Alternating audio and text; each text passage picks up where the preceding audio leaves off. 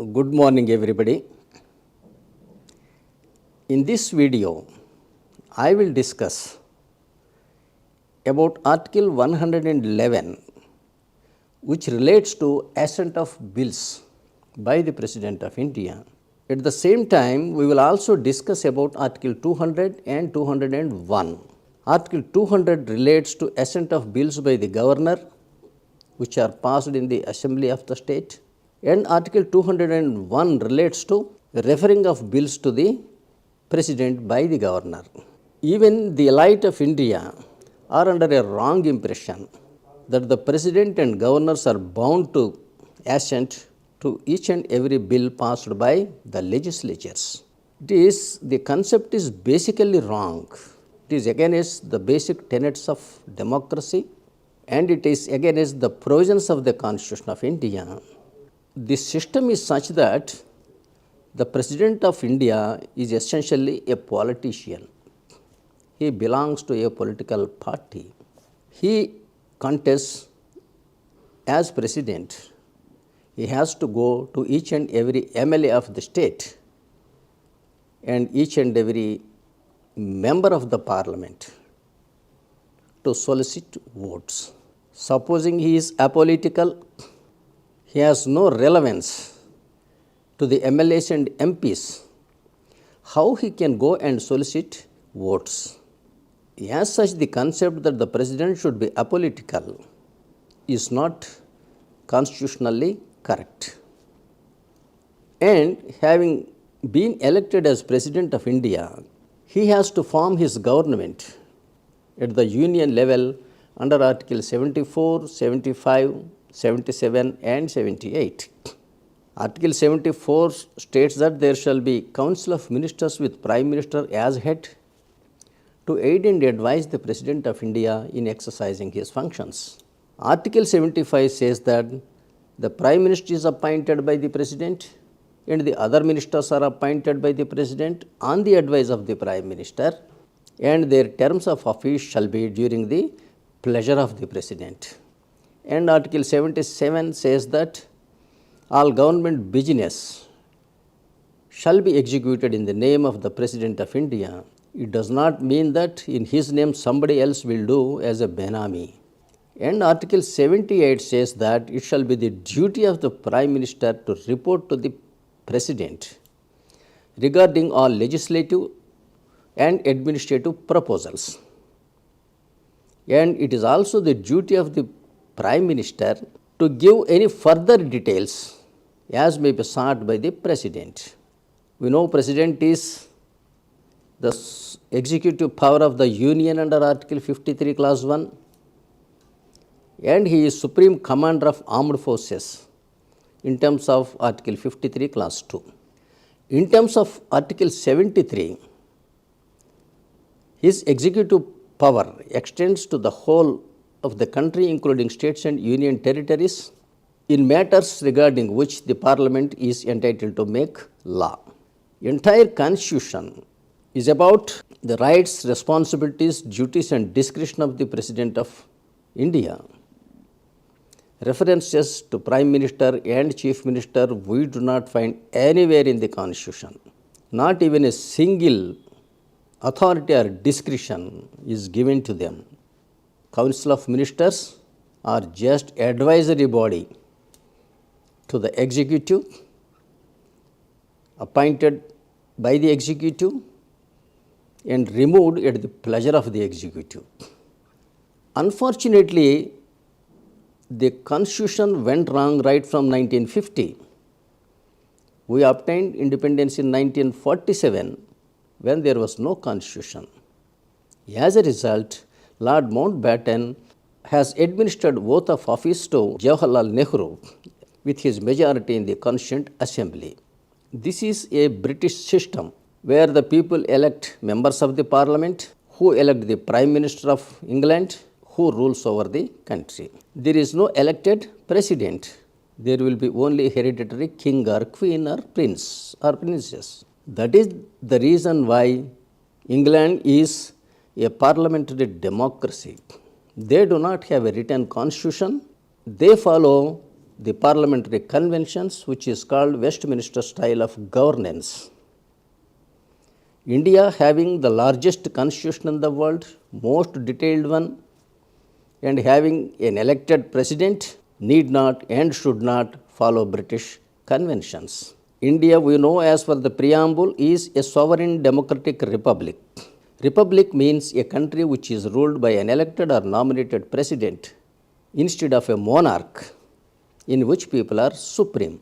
Unfortunately, we have deviated from this constitutional path and facing social, political, economic problems, political instability, political uncertainty, and political immorality. The Constitution came into existence from 1950. A president was to be elected who should rule this country in accordance with the Constitution. But the problem for the then existing Prime Minister and other ministers was that there was a temporary cabinet under the Prime Ministership of Jawaharlal Nehru from 1947 to 1952 because the first general elections were conducted in 1952. Now the president elections have to be conducted in 1950. If Jawaharlal Nehru, Sardar Vallabhbhai Patel, or Dr. Ambedkar, or some other contested as President of India, win the elections, and rule the country in accordance with the Constitution, the country would have been on the right track, on the constitutional path. But the problem was that to contest as President of India, one has to resign to his Prime Ministership or to his ministership. None was prepared to do that because if they lose in the presidential elections, they lose everything. To avoid this catastrophe, they have compromised and put forth the candidature of Babu Rajendra Prasad as president unanimously, and he got elected. With that gratitude, that gentleman confined himself to Rashtrapati Bhavan, enjoying all the royal pomps, kept on signing and stamping all the documents that were sent to him by the Prime Minister. Thus, it was he, the first President of India, who has won the title that President is a rubber stamp. And the authorities who supported this system is none other than the first Prime Minister of India, the first Ministers of India, and the first opposition parties of India. Having said about the President, now let us shift to the states. President of India appoints under warrant governors of each state to serve during the pleasure of the President under Article 154 and 155.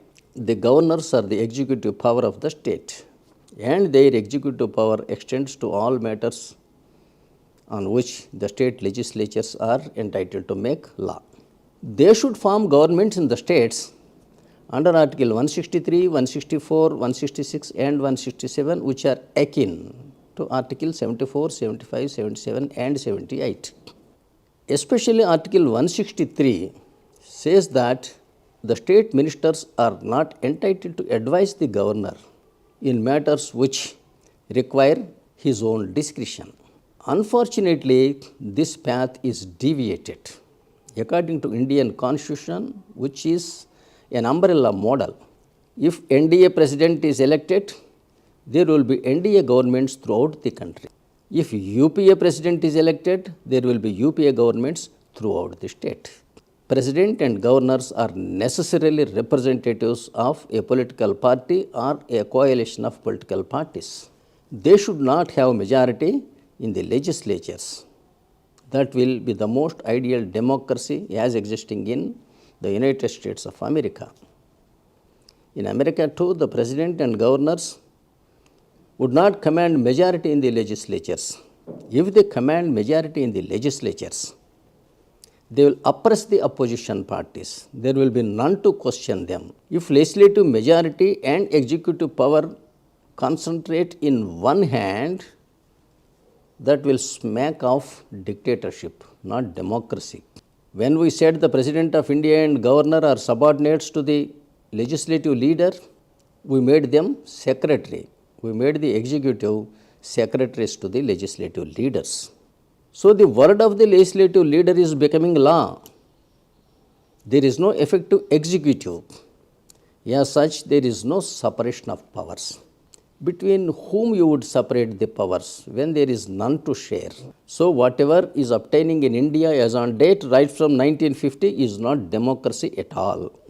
So there will be, now we have come to an understanding that president and governors are essentially representatives of a political party or a coalition. And against them there will be opposition parties in the parliament and the legislatures. It is the right, responsibility and duty of the legislatures to elect a president, to pass bills and to represent the problems of the people in the legislatures and raise questions to the Council of Ministers who are responsible to the legislatures. Now you must have understood that the bills are passed by one political group. They have to be assented to by the representatives of another political party or coalition. That means if the opposition and the executive, namely the ruling party, comes to an understanding, there will be a new law. Otherwise not. The government will have to be run according to existing law. New law cannot be made. Of course, for temporary purpose, the president and governors have power to issue ordinances under Article 213 and Article 123. Of course, they will be valid for 45 days after the legislatures reassemble. Ordinances will be issued only when the legislatures are in recess and the matter calls for urgent action. They have the force of law. So bills are passed by one political party or faction, they have to be assented to by another political party. This is the beauty of democracy. So naturally, the Council of Ministers should belong to the President and Governors. They cannot be against the President and Governors. The present lopsided system, we are giving the post of Prime Minister and Chief Minister to the legislative leader who commands majority in the legislatures. This is an undemocratic process. This leads to dictatorship, oppression and abnormal corruption to purchase votes and to come into power. This kind of system is enshrined in Pakistan Constitution under Article 91, 95 and 130.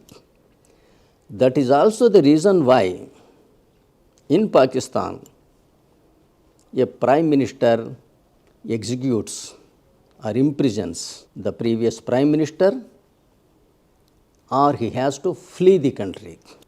Unfortunately, we are following the Pakistan model, not Indian constitutional model, which was drafted by the great Dr. Ambedkar for this country, toiling for 2 years, 11 months, 17 days. So now please understand the dynamics. If a political party in the assembly, definitely the leader will not be a chief minister. The chief minister will be servant of the governor or of the president. A political party proposes a bill and passes it. Now the governor or the president has to assent to it. Supposing he refused assent, then the course for the opposition parties in the legislature shall be to go to the masses and educate them that they have passed a very beautiful bill for the welfare of the state and its people.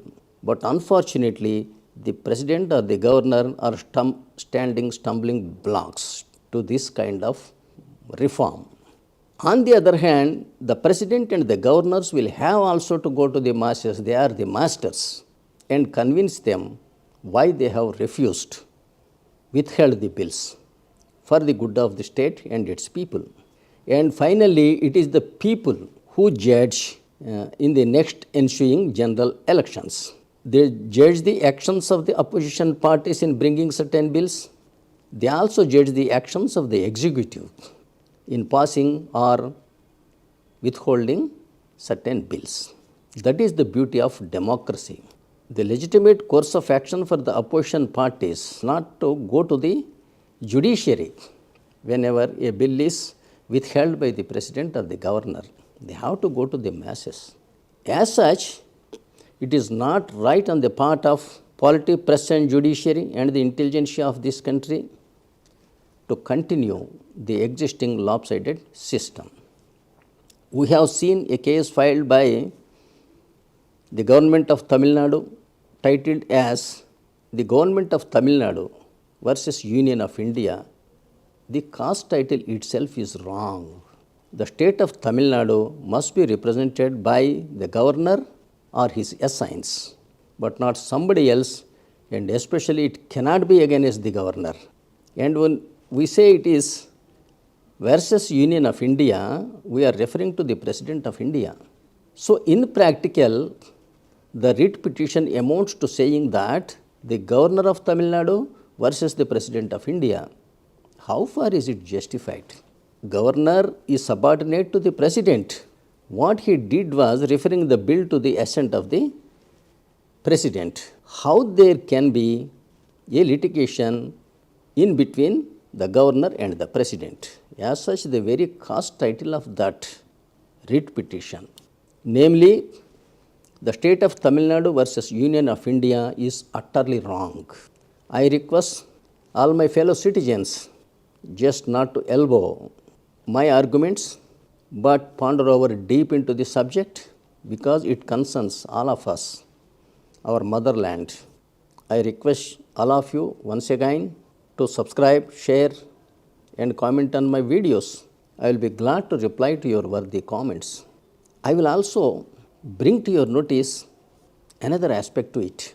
Supposing the parliament filled with all regional parties and small parties passes a bill to bifurcate the country into 30 pieces so that all of them could become prime ministers, because Indian politicians have a prime minister phobia. They do not know, they do not understand that they should desire to become President of India, not Prime Minister of India who is a servant. Unfortunately, Indian leaders have Prime Minister phobia, and to quench their lust, they will bifurcate the country into 30 pieces.